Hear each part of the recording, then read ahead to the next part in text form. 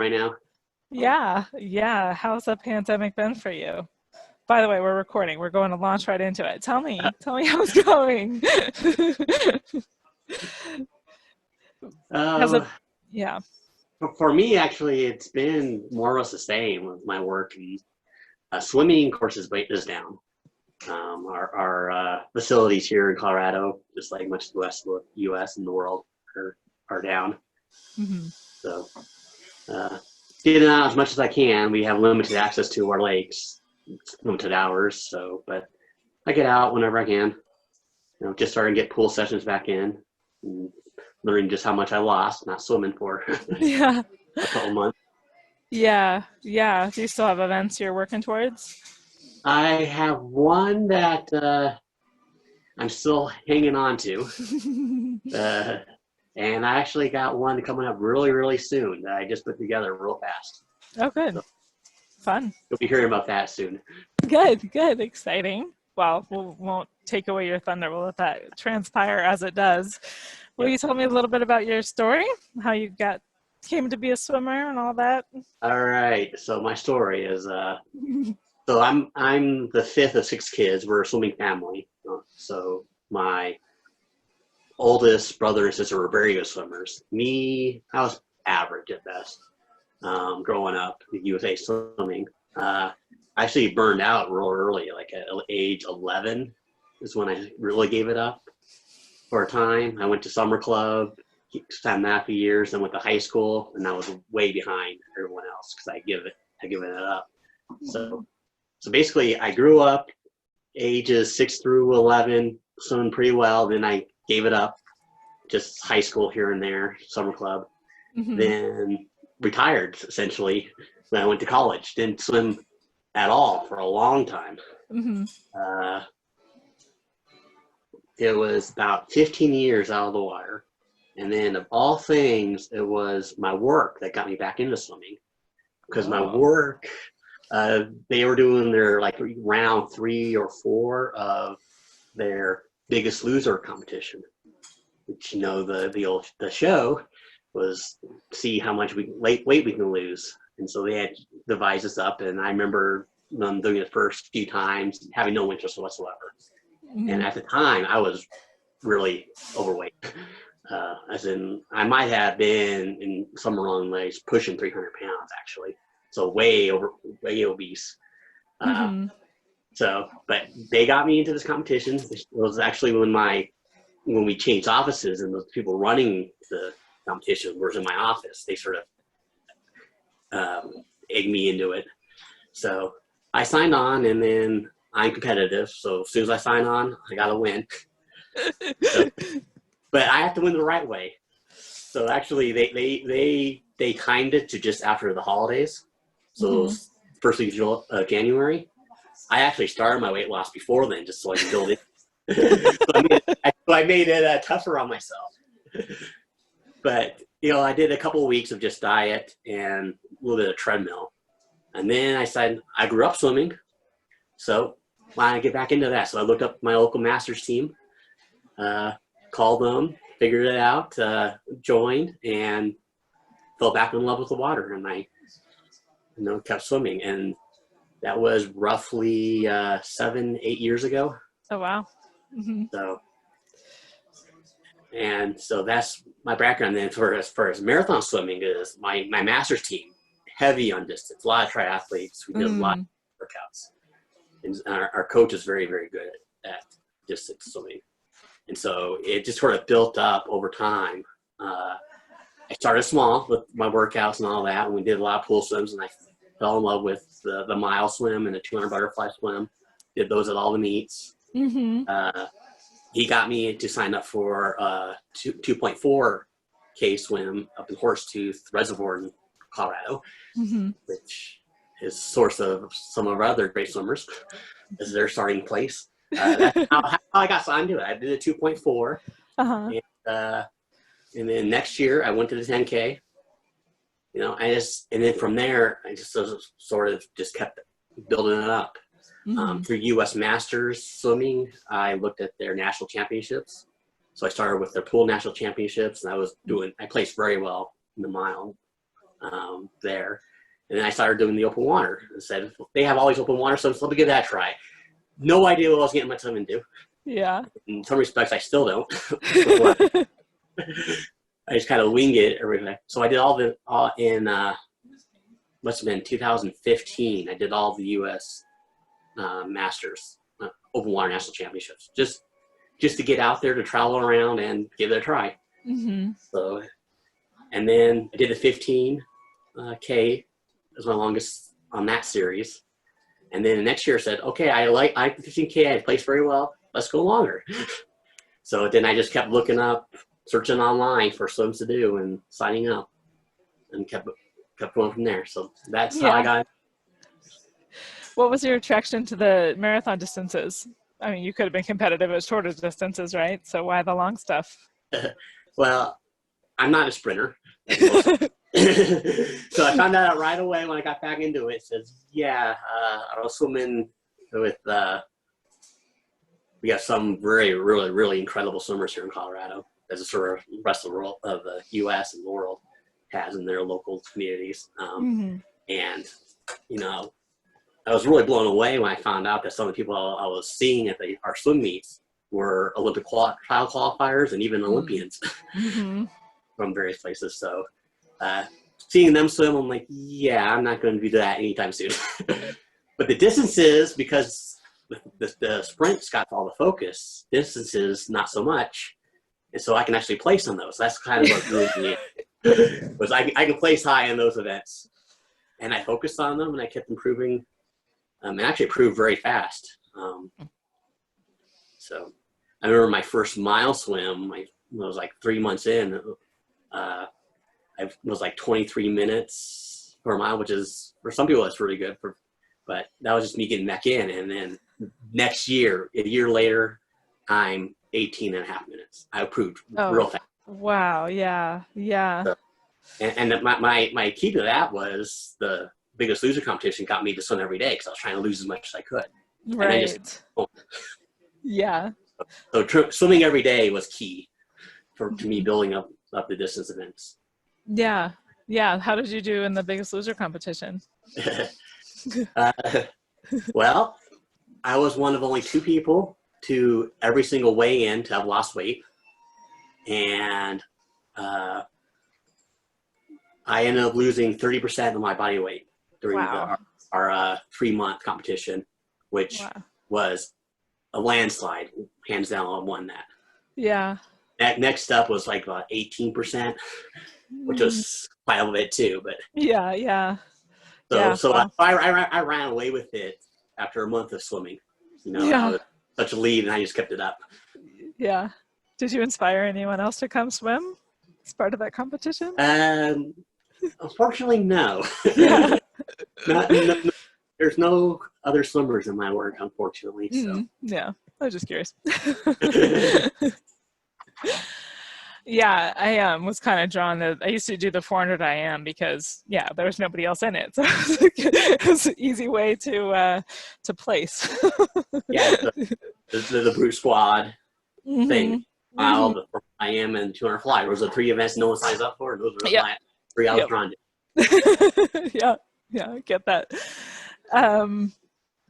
I wanted to ask a question about so I guess for me, when I do marathon swimming, there's this sense of kind of fulfillment and accomplishment that I get from marathon swimming. But I'm wondering, having come from kind of the weight loss background, can you attribute, maybe they're related, a sense of, I guess, confidence that you've gotten from, I guess, the weight loss? Or do you think marathon swimming, or do you think they play it on each other?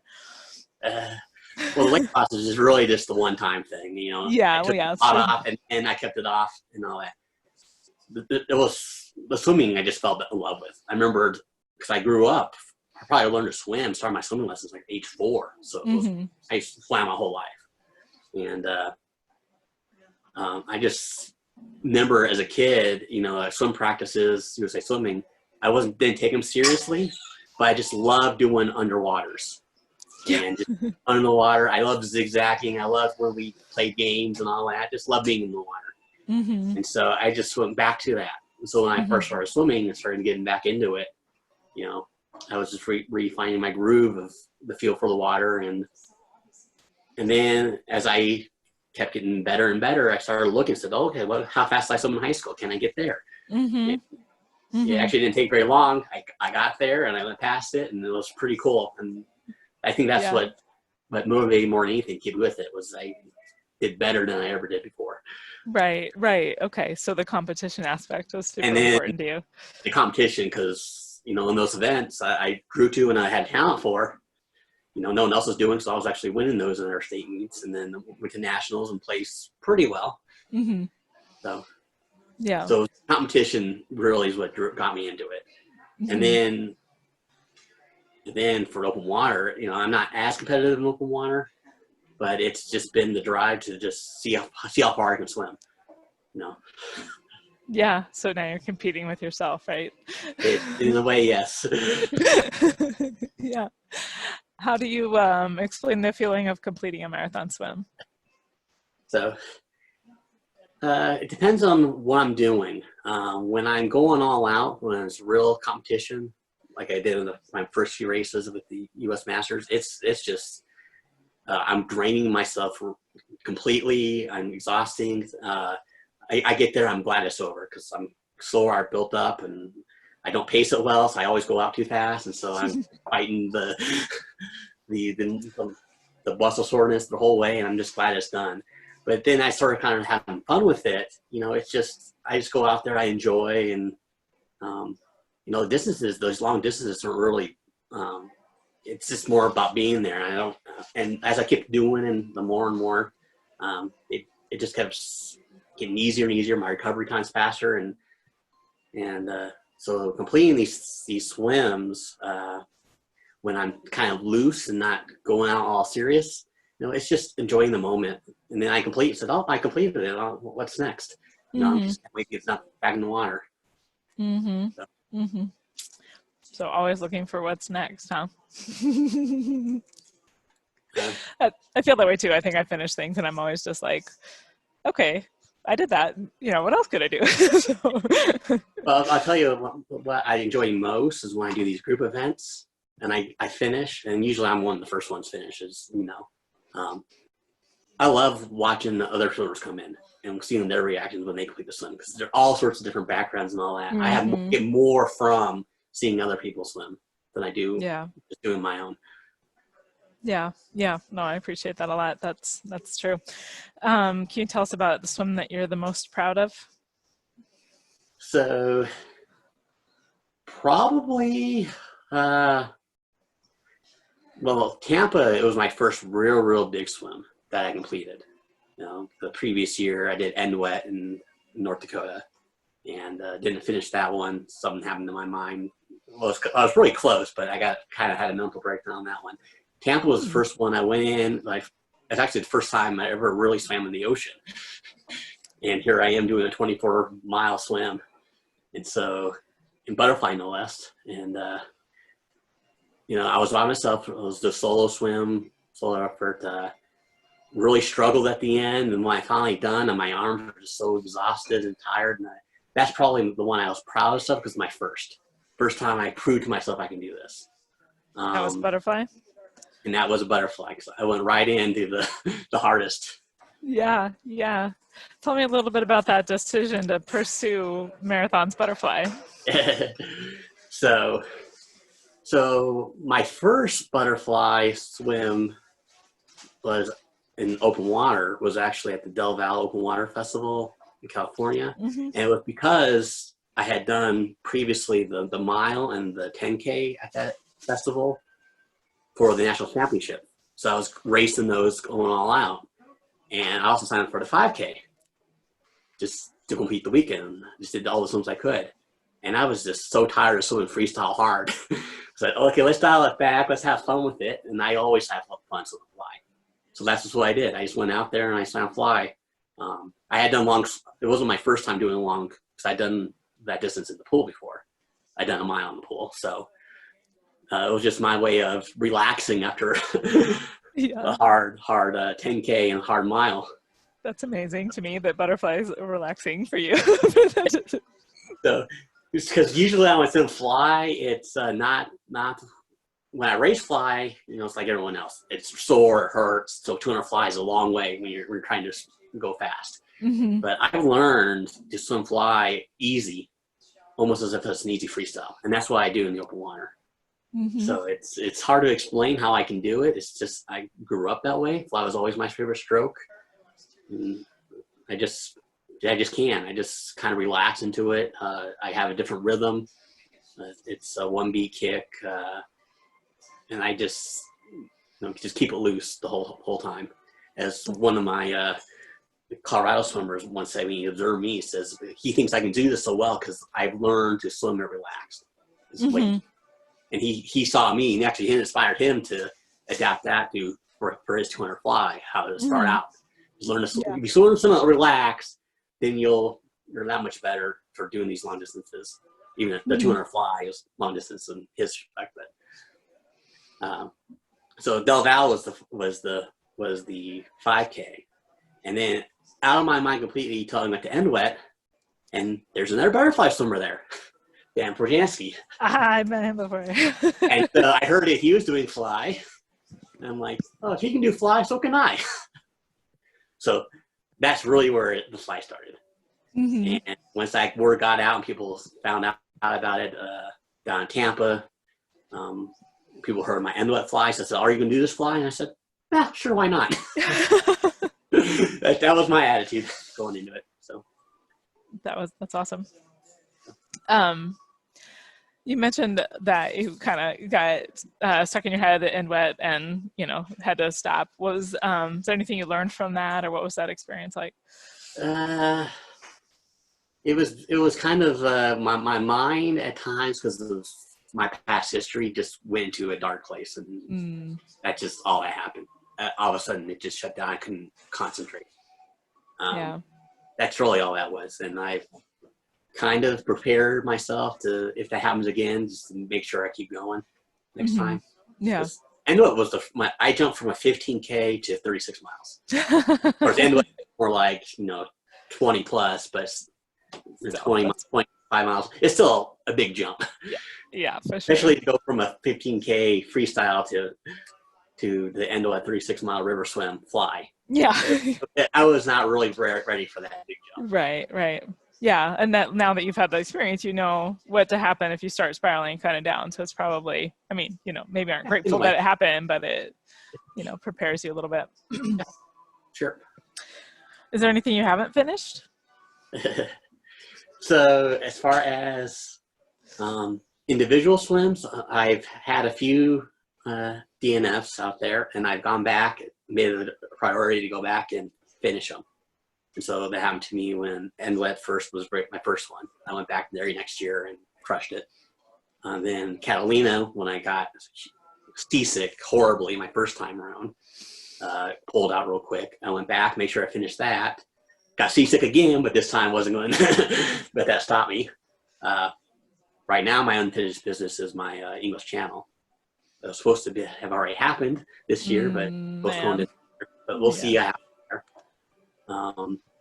And then I did the Lake Powell swim. I had a goal in mind, and I didn't make that, so I'll adjust for that. So I have couple unfinished business going out there for my butterfly open water, and then I'm looking at all these swims, the Ocean Sevens, now Evan put out for MSF the toughest 13. So I'm looking at those kind of. Thinking, okay, let's see what I can do now. Yeah. So I got a couple things unfinished I need to do, and then it's just looking for the next thing. So I'm just looking to see, trying to hit my limit, I guess. See where I can take it. Yeah, that's awesome. Is there anything that you've learned from, anything you've learned from anything you haven't finished that you would share with somebody who's aspiring or new? I think the main thing is, on a day you may or may not have it, and if you don't have it, you just don't have it, and you just kind of do your best you can. No shame, I would say, in pulling up and say it's not happening.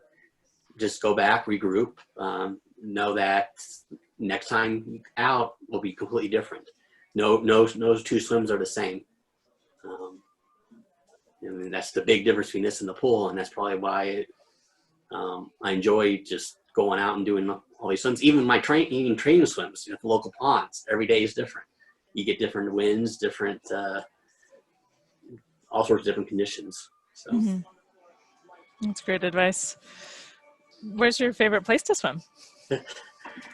I would say probably my favorite was when I did a swim vacation to Croatia, on Trapani Island. Just because the water was so crystal clear in the ocean. Wow. It was amazing. And I've been actually kind of looking to see if might be a swim route for an actual marathon swim there, because on the swim vacation, the most we swam on a different time was like 2K. It was short, very short. Right. Actually, I had fun because I was the fastest of the group.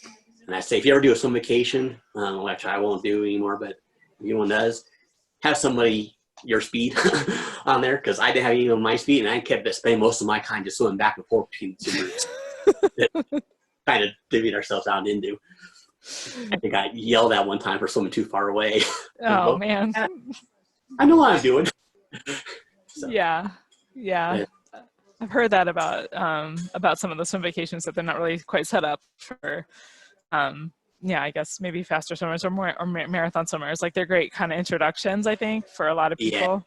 Yeah, exactly. Yeah, it's really inspired me, though, I guess, to try to figure out what I can do to accommodate, like marathon swimmers more, and disparity in speed, like, I guess just as a business owner, something I'm working on. Yep. How do you adapt to changing conditions? Like, how do you kind of roll with the punches when you're swimming? The changing conditions, I really don't think about it. I just take it whatever it is. I'm kind of surprised at just how well I adapt to the conditions, and I'm not really affected by. Now, most of my hard condition swims I've been doing butterfly. I just go throwing out, and I don't know what it is, but I guess it's because I can see the waves coming at me. I've never had trouble with getting my arms out of the water with the waves. For most of my swims. Now, I had to correct that because I did have trouble when there was crosswinds and the waves were coming out from the side. Then it was interesting. By then, I already had all this experience, all these marathon swims under my belt, that I just said, okay, let's adjust my stroke. Let's kind of adjust my rhythm to it.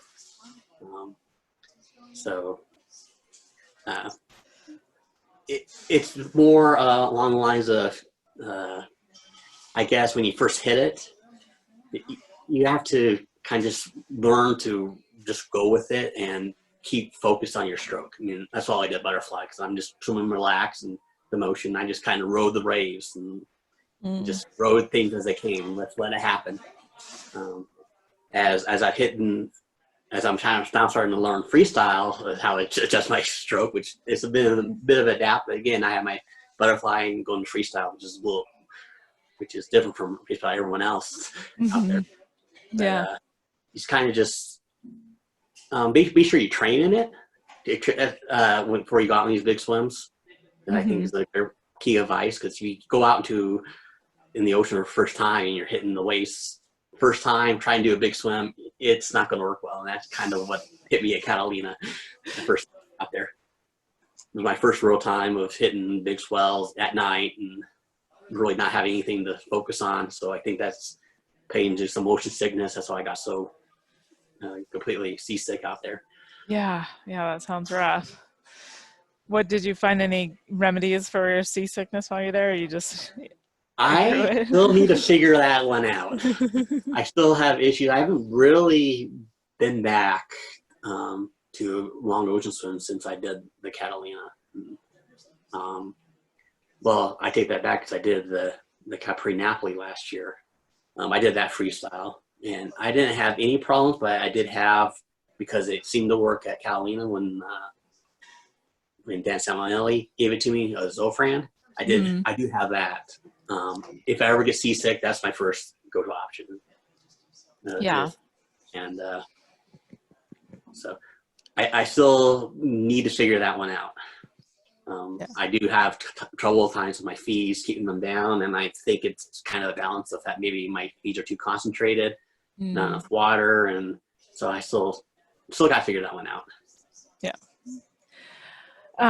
You kind of mentioned how, you adapt pretty well in the water. Do you find that carry over to your life as well? Do you adapt pretty well to changes and things that happen in your life outside of the pool, outside of the ocean and the lake? Honestly, no. I like keep everything simple. Once the curveballs are thrown at me, I don't adapt very well.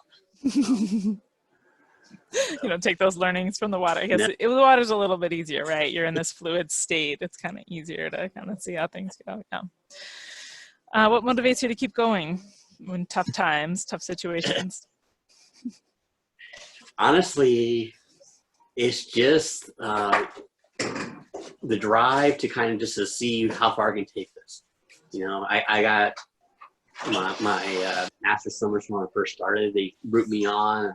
I moved different teams, so I don't see them as much these days, but I see them post congratulations to me on Facebook all the time, and that kind of motivates me that they're rooting for me. And so I just keep pushing it just to see where I can go and to show them what can be done. But the other thing that really drives me is just, as I said, these group events and seeing other people finish. I was so happy last year in seeing one of my master swimmers complete a 3-mile swim in the water. Much shorter than the distances I'm doing, but right. For his abilities and all that, it was quite a long, hard swim for him. Mm-hmm. And he went through and he made it. So, just seeing just in any levels, there's people finish, I think is what drives me to do what I do. It's kind of just, we kind of motivate each other by watching them, seeing what other people are doing. Mm-hmm. Yeah, I have that same, I guess, it's a big part of why I've wanted to kind of transition into coaching for me, is to help, just because it's so empowering to me to think about, helping other people achieve goals too. So I get what you're saying. I remember, was it the Border Buster in Vermont when you and Margaret finished together? Will you tell us a little bit about that? That was a very fun day for me. I hope it was for her as well, because that was her longest swim at that time. I had a big year already going in, or a disappointing year going into that, because that was my English Channel that I didn't finish because I kind of got caught in the waves and wasn't swimming fast enough. I was getting dragged into the channels, boat traffic, so I got pulled out of that one. There's some other things going on there. My Catalina, where I got horribly seasick, but pushed through the second time around. So going in, I kind of had a weird season. It was just my chance to just go out there and just have fun with it. Was my intention. And I said, oh, we got the youngster here. And I started swimming. My goal was kind of just to check on her and see how well she does on it. And when I first started out, I kind of took her behind her, and I realized we're kind of swimming the same speed. I'm doing fly, she's doing freestyle, and so I swam a little bit slower than I'm normally at that time. But I was just kind of it was just fun, just to kind of just relax, and then just to watch someone else swim and challenge themselves. Mm-hmm. And so as we kept going, I was like, I'm just going to stick with her the whole way. There's times when I was going faster and I'd pull back, and then once we kind of hit the midway point, my fly fatigue started to kick in, and she started to be faster, so I switched to freestyle at that point, and it was just fun just to swim with somebody. Mm-hmm. That's kind of just where I was just having fun out there, and that's when I'm in my element on these swims. It's not when I'm racing. It's just when I'm just going out there and just taking in what it is. Yeah, I've had to figure that one out too, just like kind of letting go that there's this little competitive like bug and stings me sometimes, and I'm like, ooh, but I definitely have much more fun when I can let go. Just be there. I think Chris Grafe said it maybe once in his interview. It's stopping and look around, look where you are, in the middle of this huge body of water, just taking a minute to take it all in. We're very fortunate. I mean, there's been at times in which, like last year at the Portland Bridges, I was swimming freestyles, a race, U.S. championships and all that. And I'm like, I get about 3/4 of the way through. I'm just like, yeah, I'm just not feeling it to finish up and race in. So so I just kind of ease back and I switch to fly. I think that's one of the reasons why I do fly, is because it gives me my element of just relaxing and just enjoying and not being so competitive out there. That's good. That's good. You mentioned there's some other things going on in your English channel. You want to tell us anything about that? Yeah, I'm keeping that the kind of private. Okay, that's okay. That's okay. There. Any good swimming memories you want to share with us? Any awesome things you've seen out there? Oh, so I think my favorite memory in the water was when I was swimming the Three Rivers Marathon swim few years ago, in 2017. You know, because you do a 10K in each of the three rivers there, and we're going up the Mon, Ayla or something like that. I don't even know what the river is, but we're going up that, and you know, I'm swimming fly, and I'm watching the swimmers as they're coming back from there. They're ahead of me, and I'm swimming right at the Von Clifford coming back out. And so as I'm coming up to her and I see her real clearly, I gave her a thumbs up. I swim and I give her a thumbs up with my arm, my hands outstretched, and that was pretty cool that I did that. I kind of didn't want to stop because I was actually going to see how fast I can swim. You know, Devon actually stopped and was waving at me, and I didn't want to stop. So that was my way of acknowledging, okay, we're out in front of there. That was my favorite moment. Yeah, that's great. Any advice you'd give to aspiring marathon swimmers? I would say that the key to being successful in marathon swimming is you got to train for it. And for me, it's just been swimming every day is I think crucial to doing these long swims. You know, when I was doing masters, I was actually swimming every day. I was on a club where we had morning practices every day of the week, and it was the only club in one of two clubs in Colorado that actually did daily workouts. So, and that's what I think drove me to really build the endurance needed.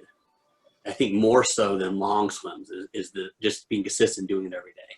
I think is more important. And then if we're actually just getting out there, definitely get as much open water in. I made a mistake of trying to do these open water swims with really zero experience. Tampa was like, that was my first open water swim of the year. I just went out and got in for a 24. All I had done before then was pool, and that wasn't very smart. So definitely get out. Try to swim every day, as much as you can, is what I feel for these long swims. Now, most people out there aren't doing these channel swims or even beyond channel swims. But, so I got the big swim I have coming up. I'm hoping to do is a 50-miler. That's going to be a huge effort. But even for the 10Ks and all that, you're better off if you can swim every day. To train up for it, and if you can't, just be sure you're consistent. I think anything, just have a consistent training. Yeah. I've had to adjust my expectations for myself because I'm not able to swim every day with my lifestyle the way it is now. But I do think that touch on the water is important, kind of like you're saying, like consistency, like consistently touching the water. The other thing I've really found for me that's helpful is making sure that when I'm in the water that I'm actually paying attention to what I'm doing, which I guess for me, I've found that like if I'm actually swimming every day, I kind of let go of it. Like I just kind of go through the motions. Whereas if I swim fully aware, when I swim, that pays off like almost as much as if I swam every day. So anyway, that's my philosophy. But I do think, consistency is important, like what you're saying, like touching the water and being aware of what you feel when you touch it. Yeah. And I get my benefit because I'm not really that self-motivated when I'm swimming on my own. I'm just kind of there and just going through the motions. So crucial for me has been swimming to the Masters Club, because Yeah. I do not normally have that self-drive to Self-drive. force Yeah. myself to hit those intervals. So with the Masters Club, kind of make sure I'm working it, one, and two is I'm actually taking rest. That's something I don't do. I just swim as fast Yeah. at my pace, and I just forget that maybe it's good to kind of swim fast and then take a 10-second rest at the wall, and then we do intervals. So, Yeah, that's good. Yeah, it definitely helps for me, the community, like the being with people or even having people, be a part of it is so important. I agree. Yeah. Whose marathon swim story do you want to hear, John? Out there. Well, I'd be curious if you can get a hold of Vicki Keith, Way back. Jesse mentioned her on Thursday, so I'll try. Because what I'm doing, the goals I have right now are because of what she did years ago, which you think back to what it was like back then. Oh, I can't imagine. Yeah, it's amazing. It's way more impressive than what I'm doing, because we kind of established with all these. We kind of figured it out and had all these references, resources, and things that back then, it was nothing. Yeah. It was just a few people just doing these crazy stuff. You Yeah. look at, like, the English Channel crossings, even. You look at just how much it's exploded over the last 10 years, even the last couple years. Yeah, well, I'll try. I'll let her know that both you and Jesse want to hear from her, between a Canadian and a fellow butterfly, or maybe we can push her. Yeah. But then I'm curious, Lizzie Almond was with Almond. Yeah, we have her. She's recorded. Okay. A couple weeks ago. Month ago, maybe? Yeah. It's all blurred. I haven't been tracking. That's okay. I don't know who else. Cool. I think Vicky's definitely the one I would most like to hear. Yeah. All right. Well, we'll give her a holler. Man, thank you so much for your time today, John. I appreciate it. It's really great to talk to you. And thank you for doing this. It's great. Yeah.